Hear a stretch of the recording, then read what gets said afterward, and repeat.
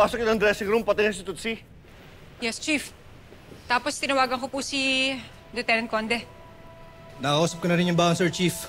Huwag magpapalabas ng kahit na sino.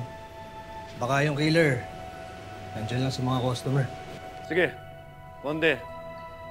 Interview mo lahat ng customer. Baka makakuha tayo ng informasyon. Baka nandiyan lang yung killer. Yes, sir. Sige na. Rodriguez, Sir. sumunod ka sa akin.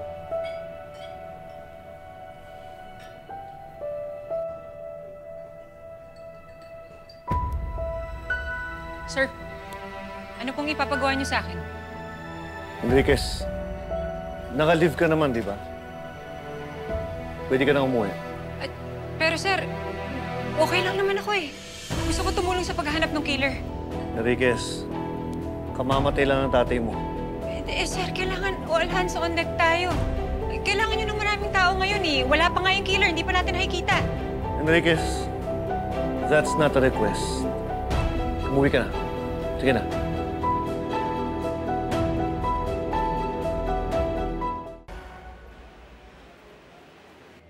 Gabi. Ano sabi ni Chief? Pinapauwi pa naman ako. Kailangan nyo ng maraming tao ngayon, di ba? Kausapin mo naman si Chief, oh. Baka tama din naman si Chief. Anong tama? Di ba naka-leave ka ngayon dahil namatayan ka? Sinabi ko rin sa'yo eh. Kailangan mo ng break. Ayaw nyo ba talagang maniwala na okay lang ako? Oy, kung hindi nyo kailangan ng tulong ko, at ayaw mong maniwala na okay lang talaga ako, uuwi na lang ako. Hindi naman sa ganun. Hindi, okay na. Sige, kakausapin ko na si Chief. Hindi na.